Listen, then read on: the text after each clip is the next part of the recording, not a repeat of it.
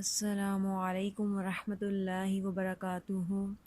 الحمد للہ رب العالمین والصلاة والسلام علی سید الانبیاء والمرسلین سیدنا کریم صلی اللہ تعالی علیہ وآلہ وسلم۔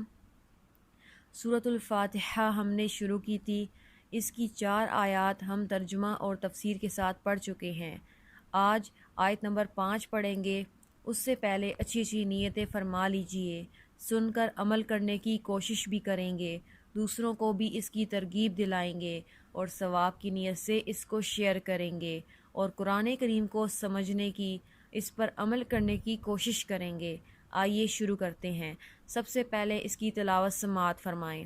اعوذ باللہ من الشیطان الرجیم، بسم اللہ الرحمن الرحیم، اہدنا الصراط المستقیم۔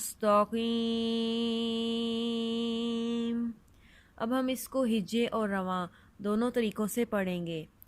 حمزہ زیر ہا دال زیر دی، نون زبر صاد نس، اہدنس، صاد زیر سی، را زبر الف را، تو زبر لام تل، اہدنا الصراط المیم پیش سین مس، تا زبر تا، قاف زیر یا قی، میم زبر ما، اہدنا الصراط المستقیم۔ اب اس میں جو قواعد ہیں، سب سے پہلے ہا، اس کو حلق کے نیچے والے حصے سے ادا کریں گے، اس کو ہا سے نہیں بدلیں گے۔ اہدنا الصراط المستقیم۔ اب را زبر ہے، اس سے پہلے صاد جو ہے وہ مشدد ہے، اور الف سے پہلے زبر ہو تو یہاں پہ ہوگا الف مدہ۔ آخر میں وہی قاعدہ ہے کہ یا ساکن سے پہلے زیر ہے، یا مدہ۔ وقف کی صورت میں جو میم پر زبر ہے وہ نہیں پڑھیں گے، یہاں پر ہوگی مد عارض، جس کو 3 الف کی مقدار کے برابر لمبا کر کے پڑھیں گے۔ اہدنا الصراط المستقیم۔ اب اس میں جو طوا ہے اور قاف، یہ حروف قلقلہ میں سے ہے، اس کو پر یعنی موٹا کر کے پڑھیں گے۔ آئیے اب اس کا ترجمہ پڑھتے ہیں۔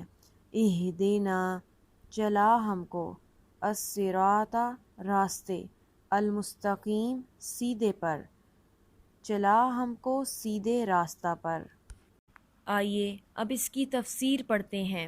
اہدنا الصراط المستقیم، ہمیں سیدھے راستے پر چلا۔ اللہ تعالیٰ کی ذات و صفات کی معرفت کے بعد اس کی عبادت اور حقیقی مددگار ہونے کا ذکر کیا گیا، اور اب یہاں سے ایک دعا سکھائی جا رہی ہے کہ بندہ یوں عرض کرے: اے اللہ عز و جل، تو نے اپنی توفیق سے ہمیں سیدھا راستہ دکھا دیا، اب ہماری اس راستے کی طرف ہدایت میں اضافہ فرما اور ہمیں اس پر ثابت قدم رکھ۔ صراط مستقیم کا معنی، صراط مستقیم سے مراد عقائد کا سیدھا راستہ ہے جس پر تمام انبیاء کرام علیہم الصلاۃ والسلام چلے، یا اس سے مراد اسلام کا سیدھا راستہ ہے جس پر صحابہ کرام رضی اللہ تعالی عنہم، بزرگان دین اور اولیاء اعظام رحمۃ اللہ تعالی علیہم چلے، جیسا کہ اگلی آیت میں موجود بھی ہے۔ اور یہ راستہ اہل سنت کا ہے کہ آج تک اولیاء کرام رحمۃ اللہ تعالی علیہم صرف اسی مسلک اہل سنت میں گزرے ہیں، اور اللہ تعالیٰ نے انہی کے راستے پر چلنے اور انہی کے ساتھ ہونے کا فرمایا ہے۔ فرمانے باری تعالیٰ ہے: یا ایہا الذین آمنوا اتقوا اللہ وکونوا مع الصادقین، اے ایمان والو، اللہ سے ڈرو اور سچوں کے ساتھ ہو جاؤ۔ اور حضرت انس رضی اللہ تعالی عنہ سے روایت ہے، سید المرسلین صلی اللہ تعالی علیہ وآلہ وسلم نے ارشاد فرمایا: بے شک میری امت کبھی گمراہی پر جمع نہیں ہوگی، اور جب تم لوگوں میں اختلاف دیکھو تو تم پر لازم ہے کہ سواد اعظم یعنی مسلمانوں کے بڑے گروہ کے ساتھ ہو جاؤ۔ حضرت عبداللہ بن عمر رضی اللہ تعالی عنہما سے روایت ہے، نبی اکرم صلی اللہ تعالی علیہ وآلہ وسلم نے ارشاد فرمایا: بنی اسرائیل 72 فرقوں میں تقسیم ہو گئے تھے، اور میری امت 73 فرقوں میں تقسیم ہو جائے گی، ان میں سے ایک کے علاوہ سب جہنم میں جائیں گے۔ صحابہ کرام رضی اللہ تعالی عنہم نے عرض کی، یا رسول اللہ صلی اللہ تعالی علیہ وآلہ وسلم، نجات پانے والا فرقہ کون سا ہے؟ ارشاد فرمایا، وہ اس طریقے پر ہوگا جس پر میں اور میرے صحابہ ہیں۔ ہدایت حاصل کرنے کے ذرائع۔ یاد رہے کہ اللہ تعالیٰ نے ہدایت حاصل کرنے کے بہت سے ذرائع عطا فرمائے ہیں، ان میں سے چند یہ ہیں: انسان کی ظاہری باطنی صلاحیتیں جنہیں استعمال کر کے وہ ہدایت حاصل کر سکتا ہے، آسمانوں زمینوں میں اللہ تعالیٰ کی قدرت و وحدانیت پر دلالت کرنے والی نشانیاں جن میں غور و فکر کر کے انسان ہدایت پا سکتا ہے، اللہ تعالیٰ کی نازل کردہ کتابیں، ان میں سے تورات، انجیل اور زبور قرآن پاک نازل ہونے سے پہلے لوگوں کے لیے ہدایت کا باعث تھی، اور اب قرآن مجید لوگوں کے لیے ہدایت حاصل کرنے کا ذریعہ ہے۔ اللہ تعالیٰ کے بھیجے ہوئے خاص بندے انبیاء کرام اور مرسلین اعظام علیہم الصلاۃ والسلام یہ اپنی اپنی قوموں کے لیے ہدایت حاصل کرنے کا ذریعہ تھے، اور ہمارے نبی حضرت محمد مصطفیٰ صلی اللہ تعالی علیہ وآلہ وسلم قیامت تک آنے والے تمام لوگوں کے لیے ہدایت کا ذریعہ ہیں۔ آیت اہدنا الصراط المستقیم سے معلوم ہونے والے احکام۔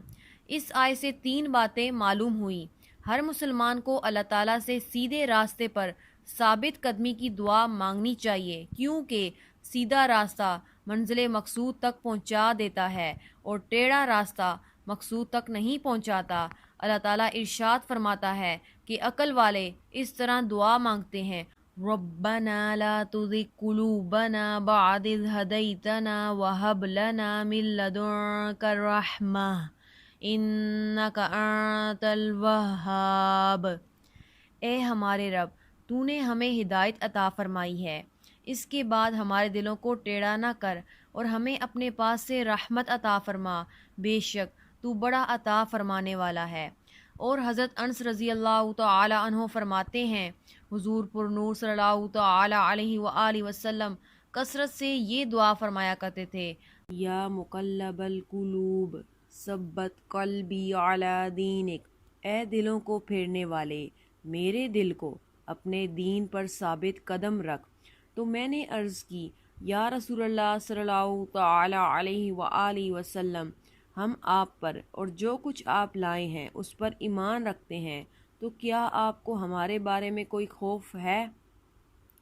حضور اقدس صلی اللہ تعالی علیہ وآلہ وسلم نے ارشاد فرمایا، ہاں بے شک دل اللہ تعالیٰ کی شان کے لائق اس کی انگلیوں میں سے 2 انگلیوں کے درمیان ہیں، وہ جیسے چاہتا ہے انہیں پھیر دیتا ہے۔ عبادت کرنے کے بعد بندے کو دعا میں مشغول ہونا چاہیے، صرف اپنے لیے دعا نہیں مانگنی چاہیے بلکہ سب مسلمانوں کے لیے دعا مانگنی چاہیے، کہ اس طرح دعا زیادہ قبول ہوتی ہے۔ اللہ کریم ہم سب کو عمل کرنے کی توفیق عطا فرمائے اور قرآن کریم کو سمجھنے کی، اس پر عمل کرنے کی توفیق عطا فرمائے۔ آمین بجاہ النبی الامین صلی اللہ تعالی علیہ وآلہ وسلم۔